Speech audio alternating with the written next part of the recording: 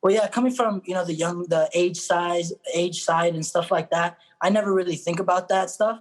I step on the field and I'm just another player, just like whether it be the oldest player or the youngest, I'm just another player on the field. And throughout my youth career, I've always played up ages and stuff like that. So it's been, normal, and age is nothing.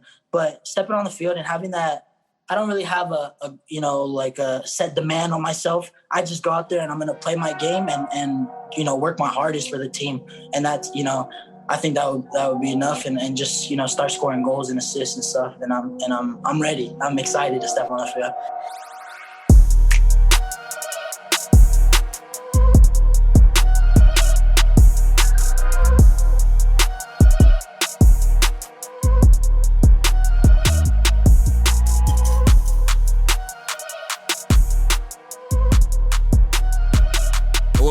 And welcome to Seriously Loco, the Seriously Crazy fan podcast for El Paso Locomotive FC, a proud member of the Beautiful Game Network and brought to you by Roughneck Scars and Icarus FC. I'm your host, Phil Bakke. Tonight we've got the crew back together. I'm joined by Mika Burrell. Mika, how we doing? We're making it. Barely. How are you, Phil? I'm processing. I just posted something online about, like, I don't know how I'm meant to deal with, like, I'm a sports fan. Obviously, for those who listen to the podcast, I'm a Liverpool fan. Specifically, I'm even sporting a Liverpool kit right now. Like, Champions League final disappointment, followed by the Sadio Mane news, and now I'm meant to deal with another big departure from a team that I support, and it's like, I just get it, and, like, tomorrow's just Thursday, like, I'm just meant to, like, go to work and clock in and, like, everything's supposed to be fine. Like, no, this is whatever. Anyways, so that's how I'm doing. It's okay to not be okay. Thank you. We're joined as well by Christian Canales. Christian, how you holding up? I mean, you about said it all, right? It's only Wednesday and here we are with this nonsense, but we carry on. we do carry on, and we'll get back to Christian in a second for Christian's question. You guys who listen to the podcast know, if you know, but first we'll just talk briefly about some admin stuff in the podcast. Seriously Loco, we're on every major podcast platform. Wherever you get your podcasts, we're probably there. And we're on a lot of the big social media platforms as well. So Twitter, Twitch, Facebook, Instagram, and in particular, if you watched this past weekend, we had our Twitch, Facebook, and Twitter live stream, the watch along with away games that we do. And we enjoyed watching Locomotive come away with a 1-0 win with 10 men against Las Vegas Lights, and we'll probably get on to talking about that at some point. And we also have a Patreon. If you're so inclined to support us on the Patreon, you can head that way. If not, we do post some stuff, and I think the news from today may prompt some writing at some point from the crew, because this is a pretty big momentous occasion in terms of Locomotive history. But anyways, if you want to head over there, there's a bunch of stuff up, different writings from the crew. And it's a couple of bucks a month to unlock the writing, like, immediately, and it becomes free eventually, so you don't have to be a subscriber to read that stuff. Anyways, so we are gonna start, we'll start first with a little bit of a distraction from Christian in terms of Christian's question. We'll get on to the big transfer news with Diego Luna heading to MLS and Real Salt Lake, and then we will chat about the what transpired in Vegas, although it does seem like small potatoes compared to the news from today. And then we will look ahead to a weekend matchup against Hartford. We welcome Hartford Athletic to the friendly confines of the SWAP. It is definitely the middle of the week the way I'm talking. But before we get into all that, Christian, why don't you get us kicked off with a little question today? It's not a complex question, but it is a thought-provoking one. And it is, what did 10-year-old you want to be? Ooh. As a career, right? Correct. 10-year-old. What grade would that have been? Like, It's about 5th grade. Yeah. oh shit. I was like, first? 5th grade. Oh god. I mean, for the longest time I wanted to be like a touring musician, and I was in like bands throughout high school and stuff, and there was a time in my life where I had like pink hair and the whole thing, the whole scene phase was not lost on me. I am now a corporate drone, and I think my parents are well pleased about that. And actually, yeah, what I do for work now, I never thought I'd be doing, but people growing up always told me I would. So it just so happens that they were right. But yeah, I think I wanted to be a rock star, to be honest. Still play guitar in my free time, but free time is not that easy to come by these days. Yeah. That's I mean, I've seen some of your. I think maybe deeper in the pandemic, there were a few videos of you shredding on the timeline. So I definitely yeah, just for fun. enjoyed a handful of those, but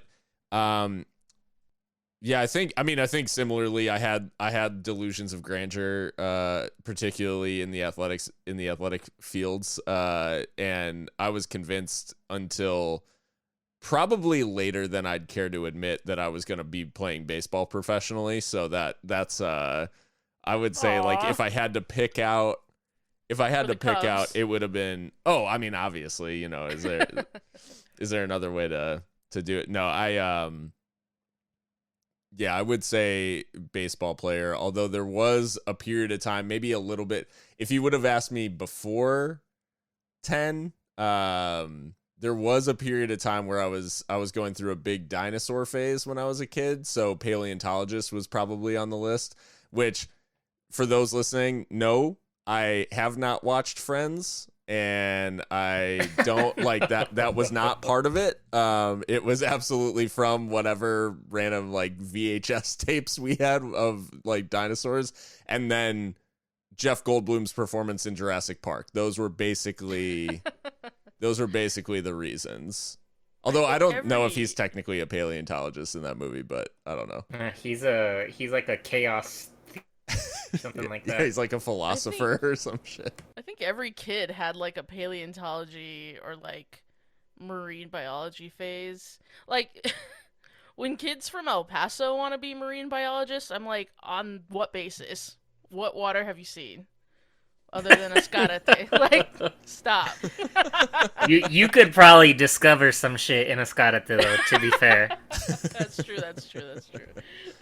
There were dinosaurs. Well, Christian, what did 10-year-old Christian want to be? I am pretty lucky in that I like 10-year-old me would be like halfway proud of myself, I think. Because there are two things that I have always really wanted to do. One is teach, which I am lucky enough to do. And the other one is that I always wanted to do sports commentary, which I kind of do.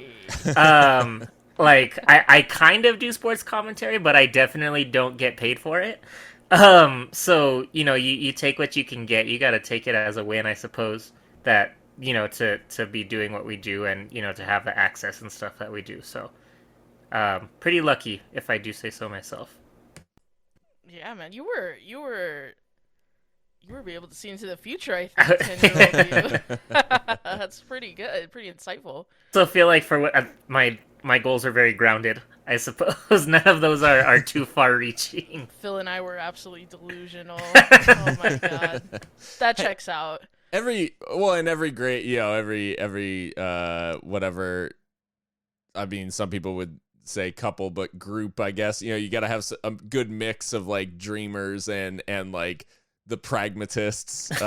So yeah, no, Which is funny because I feel like Mika's probably the most grounded of us all. She's the most with her feet on the ground. She's definitely the most adult of us, I would say. In some ways, which is funny because like in some ways you might say that me and Christian, I guess, are like taking steps in adulthood. We have two whole ass parents on here, like without actually growing up. That's the issue. I guess that's true. Well, guys, I know we're probably putting this off through our own, just like we don't want to acknowledge that this is happening, so therefore we're just not going to address it, and maybe it just won't happen if we don't look at it and say that it's real, then maybe it just won't be. But we got some pretty bad news today in terms of Locomotive fans, and obviously in terms of sport, not in terms of like the wider world. But we got the news that Diego Luna is moving to Real Salt Lake. The story was initially broke by Tom Bogerts on Twitter, and I should probably have included his just to properly. I think it's just at Tom Bogerts. So oh, okay. Well, there we go. So yeah, at Tom Bogerts on Twitter, and he detailed the fact that it looks like initially all that came out was that Diego Luna was moving to Real Salt Lake, and that the transfer would be effective immediately, to the point where Diego will actually be available for selection in Real Salt Lake's game next Saturday after this little international break, I guess. And so we got hit with that news. It was a little bit jarring, obviously, because I think we all knew, and maybe this is where we can start with things, but I think it's safe to say, like, none of us would be shocked if you told me that Diego Luna, if you told past me that, hey, Diego Luna leaves El Paso Locomotive for an MLS team. I'd be like, yep, that is totally within the realm of possibility.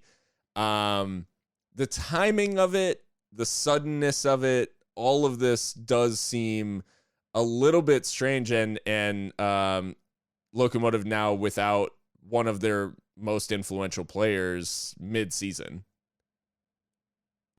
Yeah, it's obviously a shocking, but not, I guess. Like, I think we all knew, us fans, everyone around the club knew that we were living on borrowed time with Diego, and everyone has said, enjoy him while he's here, because he won't be here forever. I mean, that type of talent deserves to move on and upward. So don't begrudge him for that, of course. But yeah, the timing is absolutely brutal. I'm just going to say it. It's brutal for us because of the personnel issues that we have already. The injury list is still 2-3 people deep. Internationals are away with their national teams. Lucho Soloniak is suspended for the next game after his double yellow in Vegas. And yeah, it's just not ideal. That's just another man down, and someone who played a lot of minutes. I think only maybe Fox and Newton, Dylan. maybe? Dylan played, yeah. So, a really important, crucial fulcrum in the team, really, and someone that John Hutchinson wants to play all the time if he can.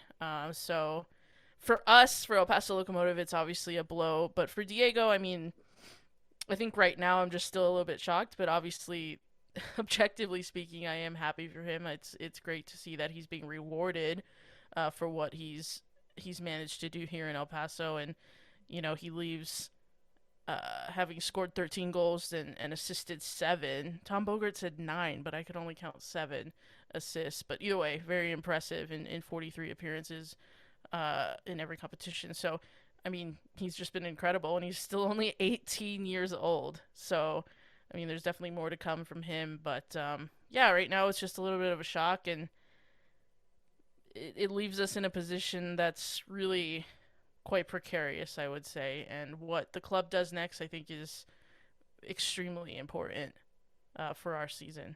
We'll certainly talk a little bit about kind of what the options are, but I think Christian, at the end of the day, so it was released a little bit after the fact that the transfer fee appears to be $250,000. There's also some considerations to San Jose, who I think still owned his MLS rights by virtue of him being an academy player with San Jose. I mean, I won't pretend to know all of the ins and outs of MLS roster rules, because I mean, you'd have to be you'd have to be an attorney to understand. Yeah, I was like, I think the staff tax attorney here would have some trouble figuring out. I don't get it. No, and I don't want to know. Like I've seen like GAM and TAM and all this. I don't know. I refuse to learn. Because like I practice corporate law like in my day job. I don't want to have to practice corporate law to understand the rules of my sports leagues. Exactly. Like, make it easy on me, Jesus. Yeah. So Christian, I mean, at the end of the day, 250,000 in context of some of the moves that we've seen, you know, Jose Gallegos like really just comes to mind by virtue of being a player with a similar profile, similar position, similar age, that all those sorts of things. And he ends up moving to Europe for $500K. And Diego Luna, us getting half for that, it just, at the end of the day, it just feels kind of like dissatisfying, in addition to now like we've lost him in the middle of the season. Yeah, it's hard to make sense of it, so I think personally I'm not going to try to make too much sense of it. You know, I don't know, I would imagine there's all sorts of other things that come into play as far as the like it can get as complex as like the economy, you know, whatever the dollar is doing right now. I don't know what those words mean. I just know that they're things that people say. But yeah, I just think that there's probably a lot to it, and I am choosing to just look at it in context of, well, it's happened, so what can we do? You know, and I was reading that like the average salary for a USL player, like the high average is like $70K. So, you know, if we were to allocate all of that money towards towards salary or whatever, which we won't, but even if we were to, we could get, you know, 3 really solid USL players for that. So I guess good for us. You know, I'm just choosing to look at it a little more optimistically. No, and that's totally fair. I think at the end of the day, like, I do want to emphasize like a little bit of what Mika said in terms of like, we don't hold it against Diego, you know, whatsoever. We definitely don't begrudge him moving to a higher level because, and we said as much on Twitter as well, just the fact that like, absolutely he deserves a shot to show like what he can do at a higher level. And we always knew, like you said, Mika, like we always knew we were kind of on borrowed time. I think from the club's perspective, I will be curious because while it is the summer, and there is the potential for, I guess this increases the potential for maybe some international business because it is now the off season in Europe, but mid-season integrating someone from Europe, Mika, we've seen like this stuff takes time. Even with like Liam Rose, we've added him, but visa issues are holding him up, all those things.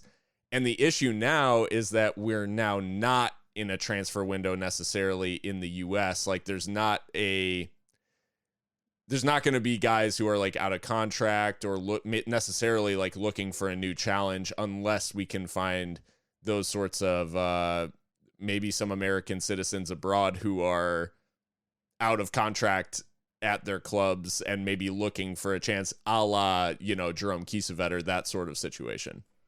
A la Andre Egeluth, who explained as much to us that was the challenge in the past of trying to come play in the United States, is when he was playing in Spain, you know, the seasons just, they didn't match up. And so, he'd be fit at different times and would be able to train and trial at different times to what the clubs here were wanting. So yeah, it is a challenge.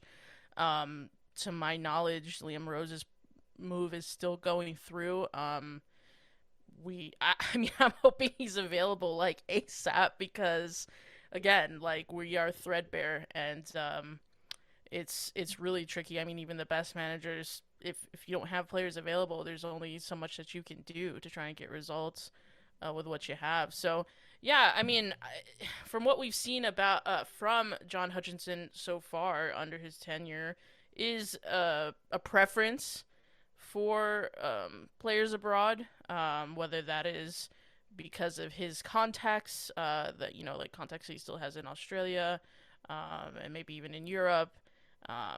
That seems to be his preference, so it does bring up its own set of obstacles. But I just wonder if, at the point of the season we're in, I mean, we are like fully like mid-season right now, if we have to look for more expeditious options, I guess. But I think I think the worst thing that we can do is nothing, because as a fan, if I take off my like analytic hat and I want to see this, and I want to think about this as a fan, I want to see us do something that responds to this. Like, hey, like we lost Diego Luna, who's one of our best players, but we're still fighting. Mm-hmm. We've regained a respectable position in the table from a shambolic start. We still have quality up and down this squad. Let's be honest. Like Lucha Solaniak is, I mean, Diego Luna is great, but Lucha Solaniak's our best player. Like, period. This season, best performer, I'll say. And definitely best, output for sure. Like for sure, yeah, been unbelievable. Best performer, yeah, exactly. Best performer, best output. Of course, Diego's got way higher ceiling just by virtue of his age, but yeah, I want to see us respond and make a statement to show, okay, let's, Diego's moving on. Let's draw a line in the sand, and we go to the next phase of El Paso Locomotive Football Club, and what's that gonna look like? Because I think the worst thing would be to do nothing, and I think the second worst thing would be to do too much, where we're just bringing in bodies for the sake of it and not relying too much on the academy boys, for example. That we've heard that mooted, that maybe they'll get more playing time, and that's all great, but we don't want to put too much of a burden on them. So it is a balance. It's a balance that John Hutchinson and his staff are going to have to strike, and the club as well, higher up. But interesting times. I just feel like this season, like as soon as we settle into some kind of groove, like something crazy happens. We're just like reeling from Harry Brockbank, a player that was starting week in, week out, scored 2 goals, seemed to be clicking on the pitch, and then he just leaves. So it's been nuts, and I don't envy what John and his staff are having to go through right now. I can only imagine that it's challenging for them. I did a little bit of an exercise where I was like, well, 250,000, like how could we reinvest this? With it being mid-season of the USL, I don't know that I can do anything particularly useful. So instead, I just went on Transfermarkt and sorted for players worth market value of 250,000 or below. There are thousands of options available to Locomotive, tens of thousands of options. So I guess that's the good news is, there's plenty of players that could be brought in to replace. Although now that I'm looking at the market value updates, Diego Luna is actually at the top of the latest rumors. I saw that on Transfermarkt, because obviously it is very seemingly he's going, it's all but certain. Even above Gabriel Slonina, who has been like the biggest transfer rumor that's been going around in terms of Americans recently. So anyways, yeah, big I guess, whatever that means for him to end up on the front page of the transfer values. So I guess the question then, well, we obviously we'll look ahead and we'll be, keeping our ear to the ground in terms of finding, or seeing what the club do in response, and what sort of response they do have.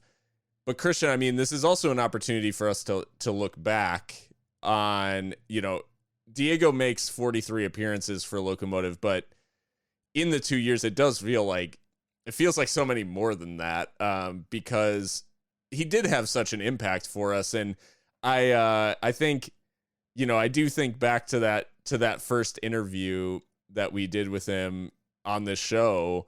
And I was listening back to some of it today, just out of curiosity, and some of the things that he said. And I mean, I guess one of the things that has stood out about Diego from the very beginning is the guy backs himself to the hilt, and he absolutely believes, in his ability. And I mean, all he did for Locomotive was show that he's right to have that self-belief. Yeah, and I mean, you see the confidence when he plays. The things that he does. He that's why he's so fun to watch. Is when he's out there, he plays like he's playing with house money. Try this move. Try and beat this guy this way. Is it gonna work? Maybe, maybe not. But if it does, like, what a show. And that just seems like that's his philosophy. And I think that that's a big reason of why he can do the things he does, is because he believes that he can do it. Like, it sounds cheesy or whatever, but, having the talent can only do so much if you don't trust yourself to use it. So I think that that's a big reason why he's been as successful as he has. Mika, I mean, with Diego, there are a lot of moments that we can probably look back on and say, this was a great moment, or maybe his best goal, or maybe, but what are the things, or maybe what is the moment where, when people talk about like, Diego Luna, like, he got his start professionally at Locomotive, what is the moment that you'll like look back on and say, like, yeah, I remember when he... Oh my goodness, there's too many. Because he's just such an entertainer, like Christian said. I mean, he's just been a joy, and it's been an honor in a way to like be a small part of his process, because I mean, who knows where he'll end up, and we could say we had him on our little podcast all those years ago. Like, it's amazing. What if I could pick a moment? I mean, this is recency bias, but like, it just shows like how good and how high his ceiling really is, with the skip past the defender, and then to cut inside and score. Who was that against? Monterey Bay? I think it might have been Monterey Bay. And I mean, oh yeah, when he killed that guy. Yeah, and he, talking about the goal, the way that he went through it was so casual from him, because that is how he thinks of football. Like, it's just natural to him, these kind of things, and he's willing to try and to be daring on the ball, and more often than not it works out for him. So I mean, more power to him. But yeah, I mean, there's been so many moments. That's just one recent one. I'm sure there's some that I'm forgetting at the moment, but it's just been, it's hard to like really grasp like how much time has passed, because 43 appearances is quite a lot for an 18-year-old. He came to us literally as a child. Yeah. And is still leaving as just a teenager. So we've had a really decent sample size, and I can only imagine that MLS heads across the country are firing up the Y Scout to see who the hell this kid is. And Real Salt Lake fans, if you're listening, I mean, you are getting a phenomenal talent. And I hope that Real Salt Lake can be a springboard for him, because he deserves it. Yeah, it really is, like you said, it's not insignificant that he makes 43 appearances. And I think, looking back, Christian, one of the things that we talked about, even when we were preparing for that interview when he was first signed, we're like, oh wow, this is big, because they're signing this kid. They're treating it really seriously. The club is like rolling out the red carpet for this guy. Obviously, it feels a lot different than, an academy contract or something like that. But even so, coming in and joining the club at 17 years old, we're kind of like, okay, we'll see what he does. We'll see how many minutes he gets. You know, maybe he'll get in, you know, at the end of games for Dylan, that sort of thing. And he, in that interview, was like, I'm going to compete for a starting place, and not only competed for one, but he was basically straight into the team. Yeah, it's funny, like you said, just looking back on when we didn't know. You know, it's really interesting thing about that. And I remember too. I remember listening to Mark talk about him, and Mark knew exactly what he was getting. You know, he said, you know, in no uncertain terms, like, he's not here to be depth. He's not here to rotate. He's not here to learn. Like, he's here to play. And so, you know, credit to, you know, to Richie, which we've, you know is was a big factor in kind of identifying him. You know, and credit to Mark Lowry for buying into that, because in the end it is Mark's decision, or was Mark's decision. You know, and also, you know, I don't know how much Hutch had to do with it. You know, I don't know how much he had to say in days or not. But if he did have any say, you know, credit to him for realizing what he had. Because I mean, obviously, we let some really good players go this past off season. But credit to him for if he had any say in keeping him around. No, I think in terms of moments I'll remember. And it's funny saying it because now I can't remember. Again, I can't remember like what game it was last year. But there's a game where he scores like the dagger goal towards the end, where he has the ball on the edge of the area, has it on his right foot, shifts it to his left foot, and shoots with his left, and just like arrows it into the bottom corner. And those sorts of moments from Diego, like where he just makes his mind up. He knows exactly what he's going to do. He's already sized up everybody around him and knows like how he's going to attack a certain situation. And the precision and everything in which, you know, with which he does it, I think is just, that's the hallmark of Diego for me. The confidence, as we've said, and you know, Christian, you said, like, but also the ability to actually make what he pictures, you know, possible is just such an unbelievable trait in a player. And yeah, I guess like that is kind of in terms of the maybe wrapping up the chat on Diego, for a Real Salt Lake fan who's found their way to, you know, USL podcast world. What are the attributes of Diego Luna that a Real Salt Lake fan should look for in terms of, you know, what kind of player have they gotten themselves? Yeah, I mean, a supremely deft, talented dribbler. Reasonably two-footed as well. He scored a lot of goals with both feet in his time in Locomotive Blue. Left foot, right foot, really doesn't matter. If he sees a space to shoot with, he will do it, and he's pretty dang accurate. I mean, also he works hard for the team. There's something that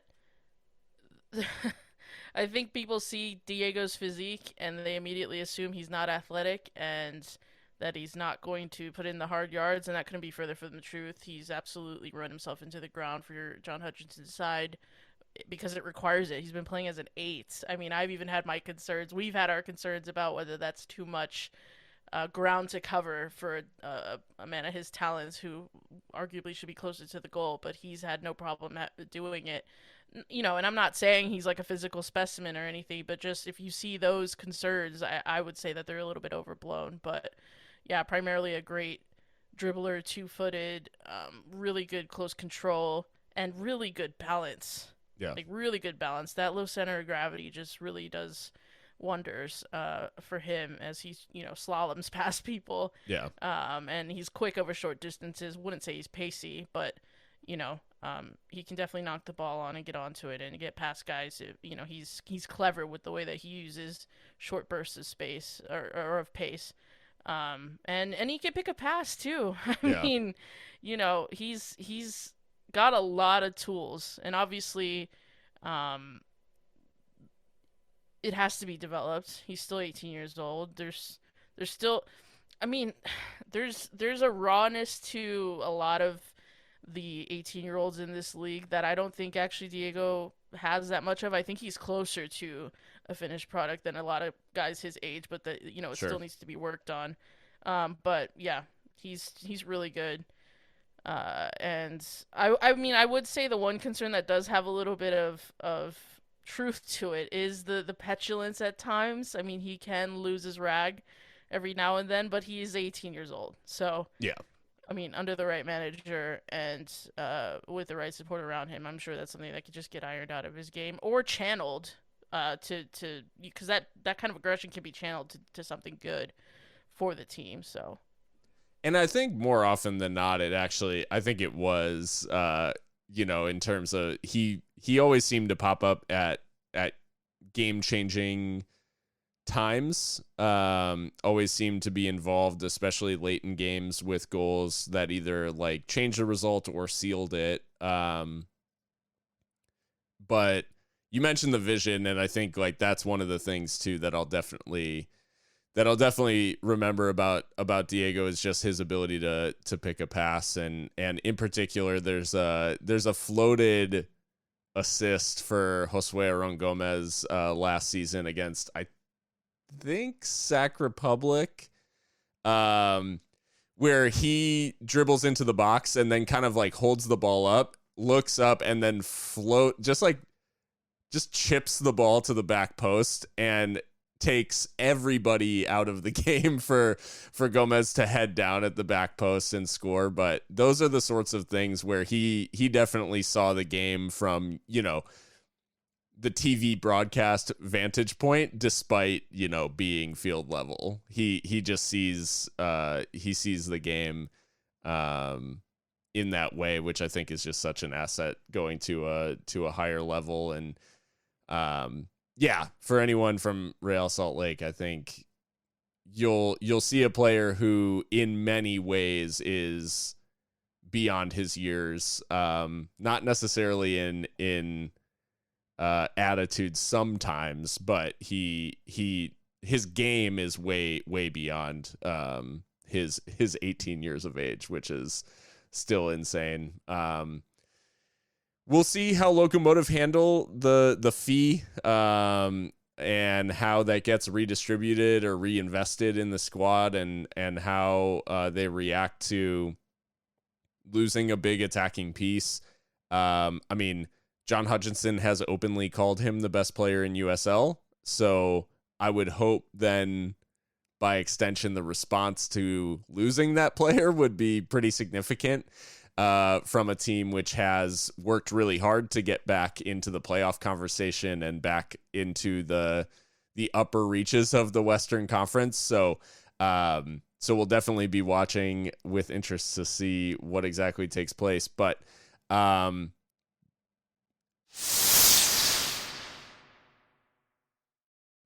that being said, we did play a game against Las Vegas Lights over the weekend. And I mean, Christian, this match, it's obviously kind of like centered around the red card, but I guess it felt a little strange, but this maybe is the sort of performance that we hadn't really seen from Locomotive yet, in terms of seeing out a 1-0 and just like, well, I guess maybe we're seeing more of, I should say, because they did see out a 1-0 against Sac Republic at home. But going on the road and grinding out a really tough result, this felt like a good step in the right direction for Hutch and the boys. Yeah, definitely. It was just, another situation, like situational milestones throughout the year. Can you do this? And then once you do that, can you do the next thing? And so, getting that gritty win on the road is something that we haven't been able to do. We've what like we did against Sacramento, like you said. Or no, Sacramento was at home. Sorry. But like the most recent one where we came very close but fell short was just the week before in Orange County. And then a few weeks before that in Pittsburgh. It was the same kind of thing where it was a really big opportunity for us to kind of cement ourselves, and we missed it those last two times, and so I'm glad that they were able to grab it this time. And it was a weird match, like you said. Um, the everything that happened, the red card that by by what I can tell, Lucho had no idea was coming. Um, to the fact that we we I would say we outplayed them, even though we had just one shot on target the whole match. Um, to the fact that even though I feel like we outplayed them, I think Evan was still the best player on the field that game too. So it was just a really weird match. There was just a lot of different things that putting them all together, those pieces don't seem like they make one coherent puzzle. This Mika, I mean, we got lineup wise some changes and some enforced changes, and we actually were without Diego Luna for this one. So the way the team set up, it's not I guess it was kind of as expected. A lot of youth on the bench, obviously, and we may get onto that in a little bit, but the team itself and the way they came out of the gate, this was looking like it may be a pretty strong performance from the boys, at least in the way that they came out in the opening maybe 20 minutes. Yeah, we had concerns prior to kickoff that it would the lineup would actually be a lot more bizarre than this. This is actually it was decent. The normal 4-3-3, a lot of the usual suspects, a short bench to be fair. I think only 6 players on the bench. We end up using 5 of them. The only one that didn't get on the pitch was Philip Beigel, the backup goalkeeper. So, again, we're just bones right now. Like the squad is really thin. But yeah, lineup wise, it was fine. I thought everyone did well, and I think that once we went down to 10 men, like, we really had to see another dimension of this John Hutchinson side, which is, can you dig deep and can you fight and get a result that maybe you might not deserve. Now, I do think that we outplayed them, but it could have very easily gone the other way if Vegas were just a little bit more clinical. But like Christian mentioned, Evan Newton was the best player on the pitch, had 6 saves. I mean, really kept us in the game. And he was recognized for that with a Team of the Week shout for USL Championship. So, I mean, the glow up of Evan Newton just continues, and you'll love to see it, or at least I do. Yeah, Evan Newton coming out the other side of this one with a Team of the Week appearance, and at the expense of Joe Kuzminski scored a goal in the dying seconds for Charleston to get a draw against Loudoun, and there were some Charleston fans who were quite upset that he was not recognized with Team of the Week honors. I mean, that's not normal. I mean, and at the end of the day, like, whoever is putting Team of the Week together is obviously a tactician and wants a good goalkeeper at goalkeeper. Yeah, I mean, and at the end of the day, like, and I mean, Christian, I'm sure you maybe this is what you were jumping in to say, but like, would you rather have a goalkeeper who keeps a clean sheet in a win or who scores in a draw? Yeah, exactly. I was like, one goalkeeper's performance got you 3 points. The other one got you 1, possibly lost you the 3. I didn't see the first goal, how whoever played against, I didn't see how that goal came about. So for all I know, he lost them the points that match. So, clean sheet on the road with 10 men down to a team that put 5 past us at home. Yeah. I mean, that was, and like, maybe that's like a theme here, or like something we're talking about is like the juxtaposition of these two fixtures is like, that was a low point, I think, for Evan Newton shipping 4 to Las Vegas Lights. Evan Newton and the squad, obviously, but Yeah. you know, the focus, of course, will go on to the goalkeeper when you concede 4. To keeping a clean sheet down to 10 with the striker off, like, Yeah. my goodness, what? And it's, you know, what, 2 months between those fixtures? It's no time at all, really. So the turnaround has been incredible, and I think the fans recognize that. To be fair. Oh yeah, for sure. I do think the yeah, a lot of credit goes to the fans for not hanging on Newton's performances from early, I think, and actually allowing him to, you know, prove what he could do. And yeah, in this one, I guess we can talk about the red card incident, because the opening stages of the game were feeling a little bit like, I mean, almost like a cliche in terms of like Locomotive were well on top, had a lot of the ball, a lot of possession around Vegas's penalty area, but weren't creating like the greatest chances. Meanwhile, Vegas was not getting on the ball that much, but when they were getting forward, they were feeling pretty dangerous. And there were a few moments, I think, in the first half where a little bit better contact on the ball, and Vegas may have found themselves ahead in this one. But that dynamic obviously totally changes come just before halftime, as Lucho Solaniak, who had been booked following dissent, we think, like in terms of he was maybe trying to like stop Vegas from taking a free kick from the wrong spot, because it seemed like the referee placed the ball down, Vegas goes to take the free kick, they move the ball off of the spot, Lucho tries to stop them from taking the free kick from the wrong spot and gets booked in the process. It's obvious based on what happens a few minutes later that he had no idea that he had been booked. Yeah, tracking back on defense, actually decides to make a quite cynical challenge, knows that he's going to get a yellow for it, kind of gives a thumbs up to the referee, like, yeah, I get it, I'm getting booked. And the referee produces the red because of a second yellow.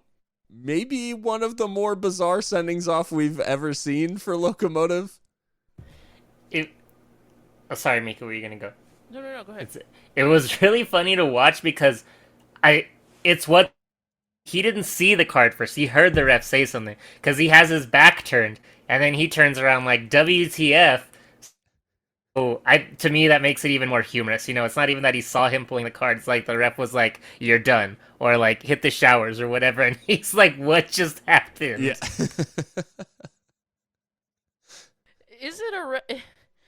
Is there anything in the laws of the game about like the player having to actually have perceived to have been booked?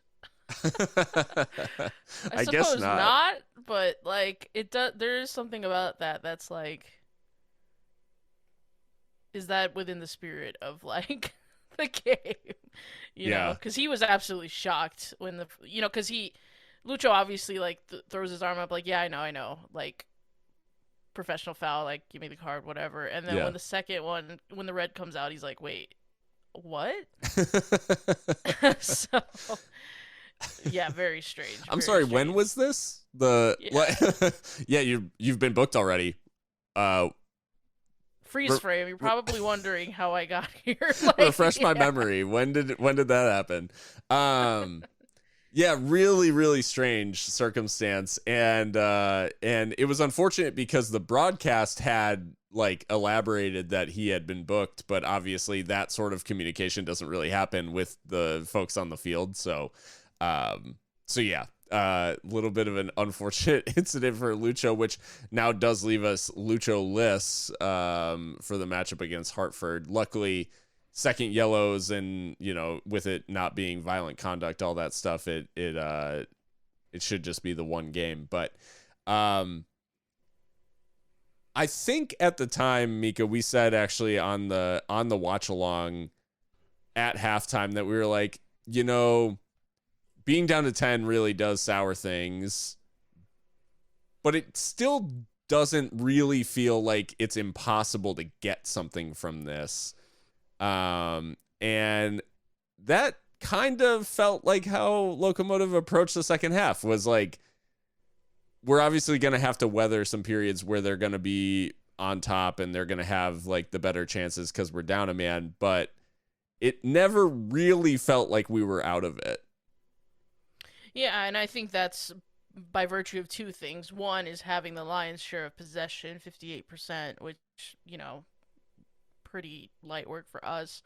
And two is having an inspired goalkeeper, because I think when Evan kept on making the saves, it was like, okay, it might actually be our night as far as coming away with something here. A draw would have been lovely, but a win is just amazing, obviously, considering the circumstances. So yeah, it did feel like they were there to be gotten at, just because I do think that they are not as good of a side as us, and I know that's kind of crazy to say when looking back on the 5-4, I really do think that was like an anomaly. And actually, when you look at the two sides side by side, underlying metrics, all of that, like, Locomotive are a superior team. Yeah. And that was able to tell. But yeah, they were blocking a lot of shots, to be fair to them. Because we were taking a lot in areas that weren't necessarily the best, but ultimately, we are able to get the winner. And yeah, I think it's a really good result, obviously. And Christian, I mean, the construction of the goal itself, Dylan Maris getting basically onto a knockdown. But it really, I mean, it comes, I guess, in like kind of what we would say is a typical way for Locomotive, in that it is a cross in from a fullback. Eder Borelli played into space. Cross goes to the back post, knotted down. Not something that's unheard of for Locomotive, but definitely surprising in the way it came about, because it suddenly felt, when the ball is played out to Borelli, it felt like Locomotive were the team playing with the extra man and not Vegas. Yeah, I never felt like in the entire second half. I never felt like we were short. I don't know exactly why that is. Maybe that's the lack of pressure or something from Vegas, but it never felt to me like we were the ones playing down.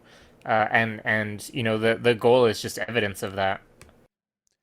And yeah, it is Ricardo Zacharias who knocks the ball down at the back post, and there were a handful of performances. I mean, Dylan Maris with a lovely finish, just decisive, I think, Mika, would be maybe the word on the finish from Dylan, in that he makes his mind up that he's going to just hit it first time. And despite Vegas players throwing themselves in front of Locomotive shots all night, they were not able to block this one, as he kind of hits it through a crowd right there inside the 6-yard box.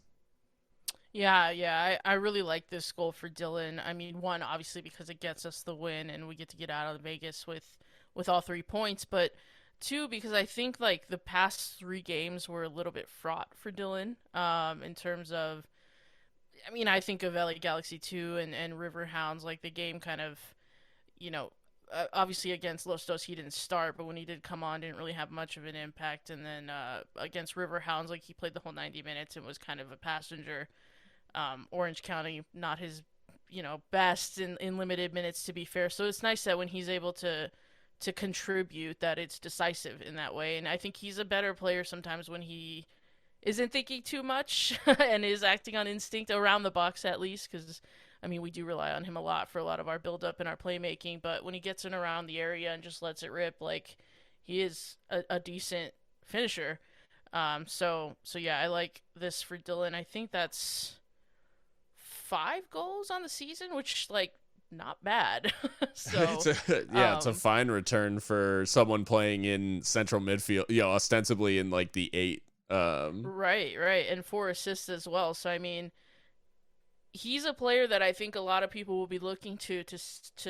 I mean, I don't think you can fill that Diego Luna shaped hole, but to step up a little bit more than he already is doing with nine goal contributions in 14 games. But yeah, I think they'll be looking to the 30-year-old to carry us through a little bit more offensively. So the goal itself, I do want to give a bit of a shout out as well to Ricardo Zacharias, because the way the goal actually initiates, Vegas is in possession like just inside their own half, and Ricky makes a sliding intervention that plays the ball to Gomez, who then does well to open his body up to the left-hand side and find Eder Borelli in acres of space, which obviously leads to the goal. But Zacharias starting the move with the tackle in midfield, kind of that, I mean, we've seen him as kind of one of those hardworking forwards who really does, like, he's not afraid to get into a tackle or really put himself about physically. Slides in this instance, and the gamble pays off as he starts the move off by winning the ball back, and then actually provides the assist with the knockdown at the back post for Dylan. So I think we'd be remiss for if we didn't mention Ricky's contribution on this one. Yeah, so obviously getting the goal, going ahead, big for Locomotive. They still had quite a storm to weather in terms of Danny Trejo is introduced in this match late on, and he was a menace, it's safe to say, and I'm glad we didn't get 90 minutes of that, because he was tough to handle when he came on at the hour mark. But after Locomotive get the goal, they're weathering the storm, they're seeing things out, and in the interest of doing that, we see the introduction of first Andre Aguiluz and Matt Boehner, which, feels a little bit more standard in terms of like, hey, we're trying to see this out, we're going to bring in some defensive subs. But we also then saw in the closing stages of this one, 3 academy players as well, Venancio Calderon, Diego Abarca, and Joel Maldonado, all come on in the late stages. And safe to say that none of them come away from this one with I guess, lower stock than they entered. Each of them gave themselves a whole lot of credit, I think, in even just these shorter cameo appearances, seeing out this tough 1-0 result on the road. yeah, 2 of the 3 come in the 87th, and then I think Maldonado checks in garbage time. And I mean, the thing that strikes me about, I guess the word I would use for these 3 in this performance, in this game situation, is bravery. Because if you look at the fouling numbers, they all drew like a bunch of fouls, like each of them. And it's like these are 16 through 18-year-old kids putting their bodies on the line, trying to get the 1-0 with 10 men down over the line so we can get back to El Paso with all 3 points. Incredible from the youngsters. I mean, I think this is, such an amazing, like, commentary, if you will, on like the things that the club is doing that we don't always see or get to talk about with the youth. And in particular, like, Venancio Calderon is the one that I knew the least about, but the one that left the most impression on me. I mean, had an interception, 2 recoveries, was fouled once, won all his ground duels. That's in 3 minutes. Like, Yeah. And may I just say that Venancio is a grown ass man name. So he was very good. Diego Abarca, like, we've seen him before, in Maldonado as well. So I mean, yeah, to get called on in this situation, obviously it means the gaffer, well, it's a little bit his hand is forced, but he also didn't have to. He brought on Aguiluz and Boehner, who are experienced players, and Ander as well. Like, I like to see him kind of come out from the cold, because he did make the squad last time out for the first time in 2 months, really, and then was able to come on. And I thought he was really solid too, in just helping us close it out. And you could tell that it meant a lot to him, because he was very happy, like, on social media and everything afterwards, celebrating the result and stuff. So I hope that means that there is a kind of way back into the team for Ander, because I don't think he necessarily did anything wrong in those 3 starts. at the beginning of the season. We were just, it was a whole team adjustment period, if you will, Yeah. and he just happened to be starting in all of those. So, and then Matt Boehner, of course, just professional as always. Well, it does result in a very professional 1-0 away performance, and leaves Locomotive in pretty decent shape in the USL Championship, with obviously still some games in hand playing a part here, but up to fifth, and just 1 point off of Phoenix in fourth. Obviously 2 games in hand for Phoenix, so still some distance potentially there. But Locomotive may be back where you'd expect them to be, I guess, in at this juncture.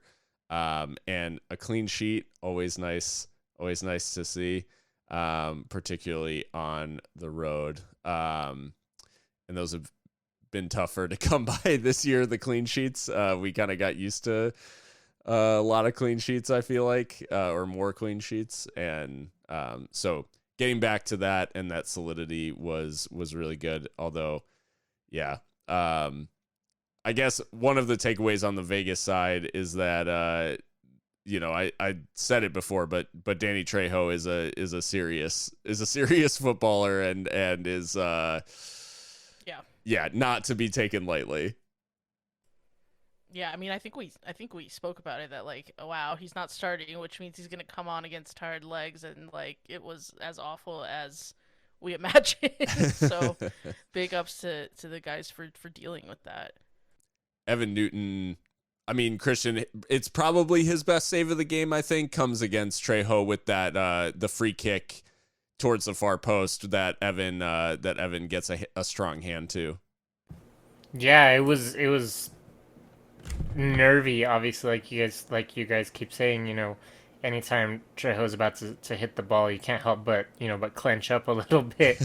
But yeah, Evan made a great save there, and several other times throughout the game, and just showing us who he is, and continuing to do so, and he's got the rhythm now, the confidence, and all of that. So I think we can just expect more of the same for the rest of the season.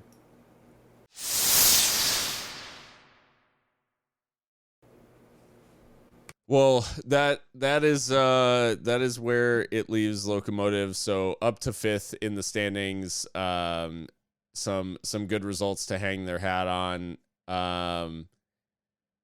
Guys, we do have Hartford visiting Southwest University Park on Saturday. I think the vibe obviously is Hartford have not had a great season by any stretch of the imagination. It's actually been extremely rough. And they're down in 12th in the East.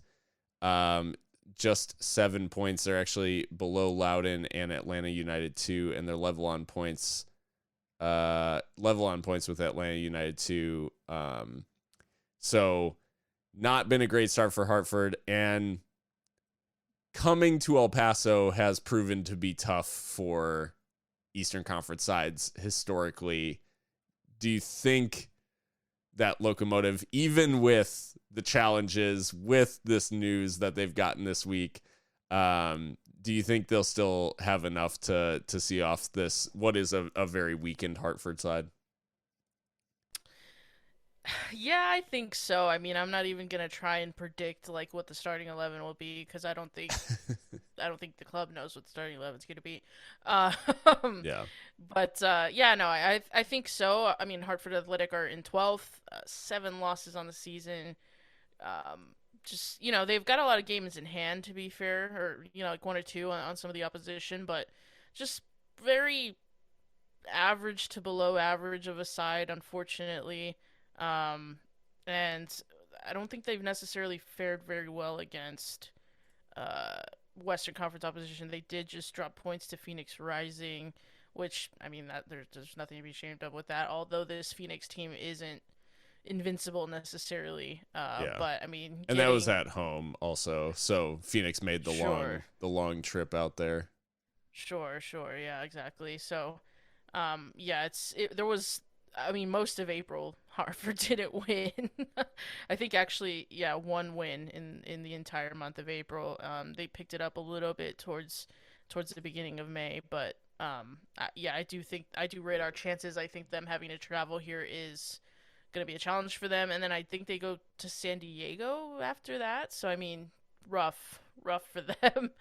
In terms of travel and all that. But I don't know though. At the same time, like I don't know. We've never played Hartford. I don't think in our history. So this is yet another one of these new experiences. So in that way, it is a little bit unpredictable, and they'll be hoping that they can use that, I guess. But anytime an Eastern Conference side has come to see us, it's been pretty clear that the altitude and what have you takes its toll.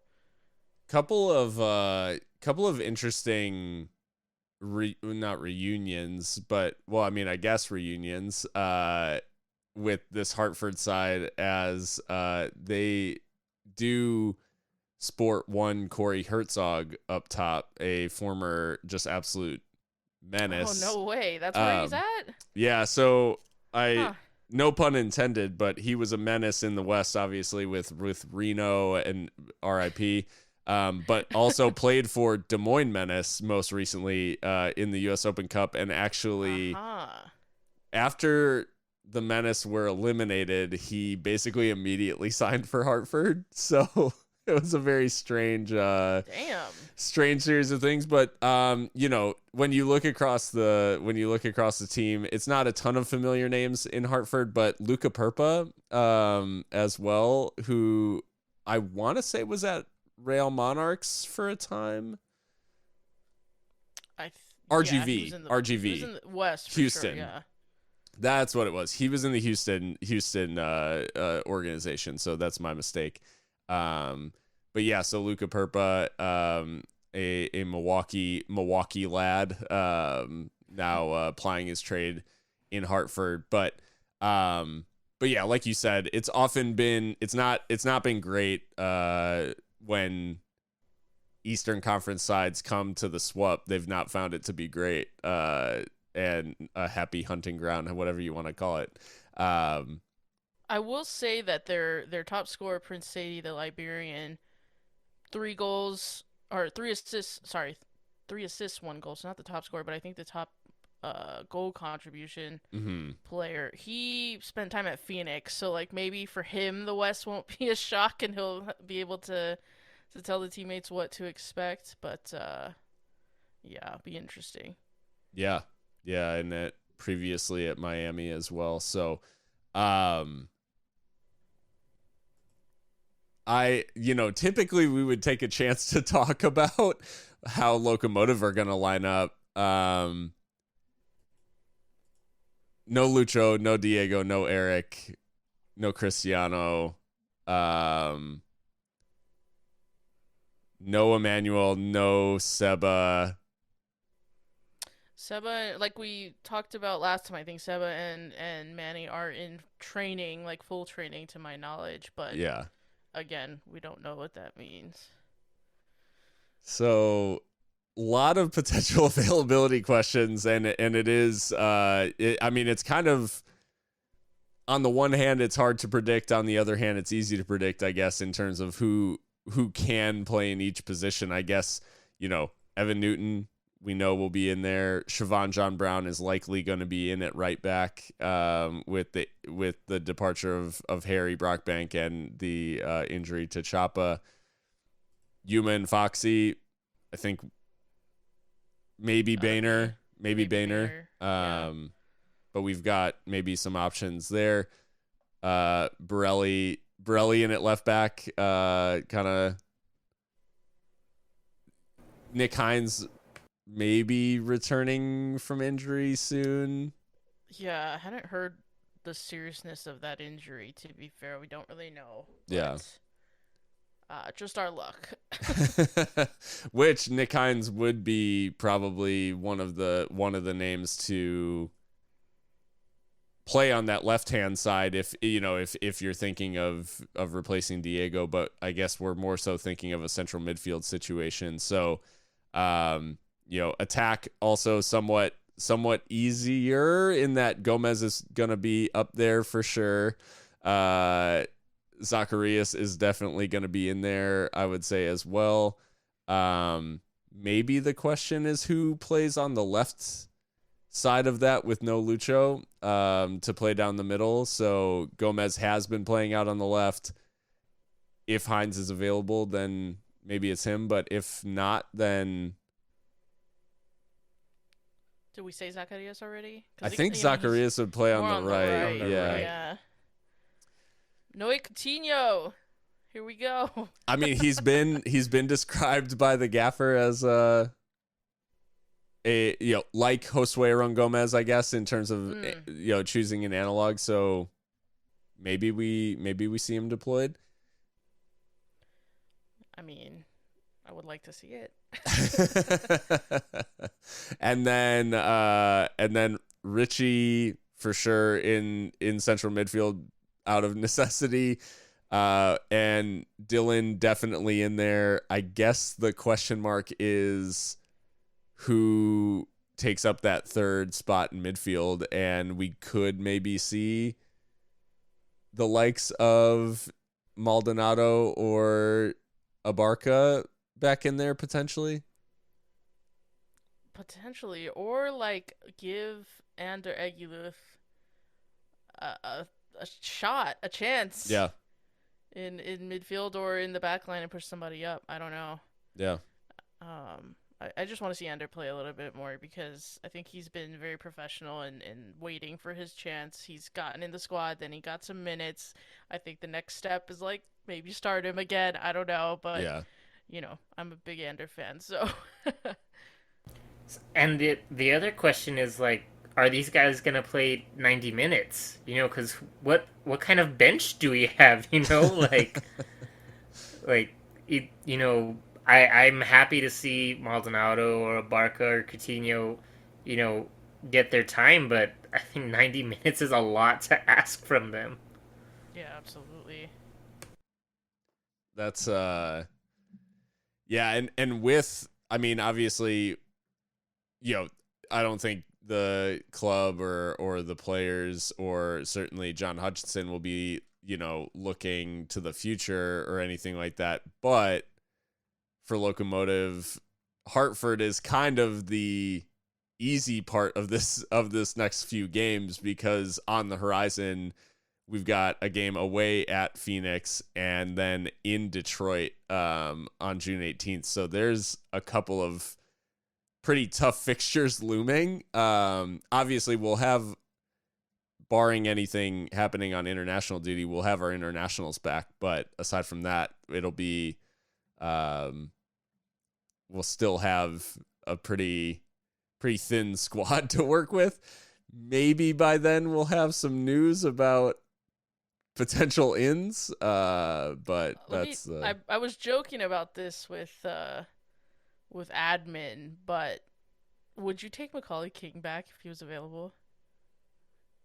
Why the hell not? I would. He doesn't play. I don't understand. I don't understand what's going on with Macca in Colorado Springs. We haven't really talked about it, to be honest, but I don't get it. I don't understand it either. I mean, it's hard to like argue with where they are in the table, but like, I'd take him back. 26 years old, right back, like very like an analog to Harry Brockbank in a lot of ways. With maybe even a little bit more leadership and personality, to be fair, that would be really needed when we're having to rely on a bunch of young players. I'd take him back in a heartbeat. They saw him break into the press conferences and they were like, no, this behavior can't continue. Spraying beer on everyone. Yeah. He was a little bit mad, wasn't he? Mad lad, as they say. Mad lad from Leicestershire. But yeah, I don't know. I would take him back. I'm just saying. But well, guys, as we wind it down, we do have the small matter of predicting this match against Hartford. So thin squad, tight selection, hoping that nobody's getting hurt in training that we don't know about. What are we feeling for Saturday? What are we thinking in terms of result, goal scorers, all those sorts of things for this match against Hartford? I want to hear just because I feel like hopefully you guys can build on my prediction, because I'm feeling very, very cynical about this one. And it's an absolutely horrible result to predict at home against this particular opponent. But like, I'm just feeling like Saturday's not it, and we're gonna get a 0-0 at home, which is very disappointing. I could see it. I mean, there is going to be quite a bit of disruption to the squad, so I don't think we're going to see, the free flowing attacking side that you typically see at home. It is going to maybe be a little bit more disjointed. So yeah, I mean, it's tough to predict that, but at the same time, I can totally see that happening, where just lacking a little bit of that impetus from the likes of Francois or definitely Lucho, obviously, who can single-handedly kind of drag you to a result in some cases. But Mika, how are you feeling about this match against Hartford, and what have you got? Yeah, I think the shout for 0-0 is actually, I mean, if we trot out some kids, like, that might actually be a good result, because Hartford's average age is one of the older ones in the entire league. I mean, ticking towards like 27 years old on average. So I'm thinking of a draw as well, but I do think goals will be scored. I think I'll go 1-1, and I might have actually predicted this last time, but yeah, I think that I'm feeling a little deflated right now, but I don't want to predict a loss, because that seems a bit much. I don't want it to be a self-fulfilling prophecy or anything, so I'll go 1-1. And I mean, who would even be available? I guess Mahrez. I'll pick Mahrez to score. Who's even available? Yeah, I mean, honestly. Yeah, I mean, Dylan's in good form, and I could definitely see him grabbing the goal. But all right, so 2 draws. I'll go ahead and I'll go slightly optimistic, but I do think we're going to be impacted by the fact that our team is having some availability issues, and I won't pick him for a goal scorer, but I totally meant to shout someone out. And for anyone who watched the live stream, you'll know that we gave this player tons of praise during the game. But Siobhan John Brown was absolutely amazing against Lights, and we didn't shout him out. I'm not going to pick him to score, but I think the defense is the area where we'll have the most continuity, or the least kind of disruption. So I do think we're capable of keeping a clean sheet again, and I'd love to see us grab a clean sheet at home. I think that would be another one of those nice steps just to continue to build off of that Sac Republic clean sheet. Same kind of thing. I just want to see us continue to progress in that way and keep another clean sheet at home. I'm gonna say a 1-0. Again, and as Locomotive go anti-Locomotive, at least from the start of the season. But I'll say Foxy. Ooh, and I like that. Just set piece. Like, I really do think that it is going to be, I think it would be naive to think that it's going to be as connected and free flowing as we normally see it. I think it will be disjointed, and I'll say that Foxy pops up at the back post, as we've seen him do previously, and grabs one to give Locomotive the win. But I do really think that this is a match that, I don't know, it feels a little bit like a free hit just being against Eastern Conference opposition, because we're headed into a much tougher stretch in terms of opposition. and we'll, by that time that we're in those tougher games, we'll have at least a handful of replacement or of reinforcements back from international duty, and maybe the squad will feel filled out just a little bit more. But yeah, I think that is about it. Obviously, big news day for Locomotive. Definitely not the greatest day in terms of how we're feeling, and I'm hoping that some of the delay in messaging around Diego is hopefully the club's got something waiting in the wings already, and that's why they're just waiting to put the finishing touches on. They're going to announce Diego's replacement before announcing Diego's departure. Yeah, that's the wishful thinking. But I hope we do what Liverpool did with the Coutinho money than what Spurs did with the Bale money. Let's put it like that. Yeah, exactly. Yeah. Reinvest well. And yeah, we'll be obviously, I think you guys may be in attendance at the match on Saturday. Should be. Yeah. I'll be on the lawn, actually, taking my family Nice on Saturday. So. Oh, that's right. You were inquiring about the splash pad, right? Yeah. So anyone listening, if you know if it's open, hit Christian up. Yeah, he just wants the splash pad. Like, that's all. No, that should be a good outing, and I think it'll be good to be back. Obviously, Locomotive playing their last couple of games on the road, so it'll be nice to have Locomotive back home. We'll be covering things as they play out, and watching how things go down against Hartford. If you want to follow along with all of our thoughts as they some may say online, with a Z. Yeah. Then you can follow us on Twitter at Seriously Loco, and then basically any other major social media or podcast platform you want to follow us along.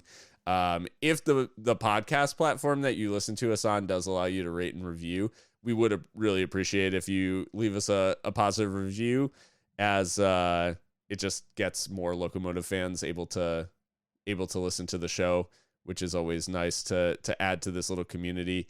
And for away matches, check out our Twitch, Facebook, and Twitter live stream. We've built a nice little community, I think, on there of just folks who commiserate during away games, and whether it's commiserations or celebrations, we're able to all enjoy it together. And it's just slowly ticking up in terms of like the people who are hanging out during the match, and the last few have been fun despite mixed results, but the last few have been fun. Yeah, absolutely. People from Brazil to Hawaii in there, like it's truly international in there, so it's awesome.